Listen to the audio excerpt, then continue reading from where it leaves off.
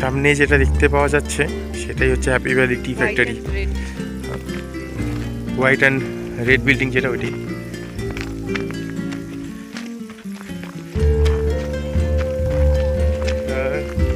স্বাধীনতার আগের ফ্যাক্টরি এটা, 1854 সালের।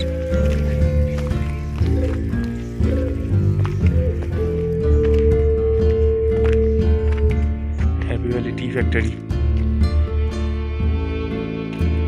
দার্জিলিংয়ের একটু অফবিট সাইডে আসলে পরে এটাই একটা পাওনা, এক্সট্রা পাওনা, যে এই ফ্যাক্টরি, ওই বাগানগুলো চোখে পড়ে, যেটা মেল সাইডে থাকলে পরে চোখে পড়বে না, শুধু ভিড়ই দেখতে পাওয়া যায়। প্রথম দিকে আমাদের লাগছিল যে হচ্ছে একটুখানি ব্যাক সাইডে চলে এসেছি, কিন্তু সকালবেলা থেকে এত সুন্দর সুন্দর জায়গা আমরা এখানে দেখলাম, এত সুন্দর লাগলো যে এটা ছেড়ে আর যেতে পারলাম না কোথাও।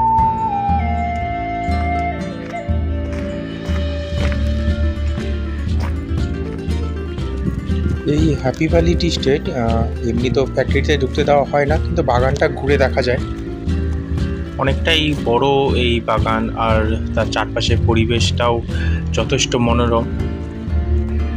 যত দূর চোখ যায় সেখানে শুধু বড় বড় পাহাড় আর সুন্দর সুন্দর সব চা বাগান। আমরা এখানে এসে নিজেদেরকে হারিয়ে ফেলেছিলাম এই পরিবেশের মধ্যে।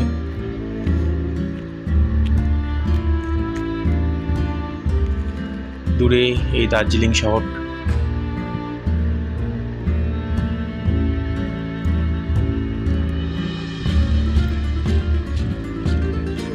পুরো রাস্তাটা হচ্ছে এরকম ভুলভুলাইয়া রাস্তা।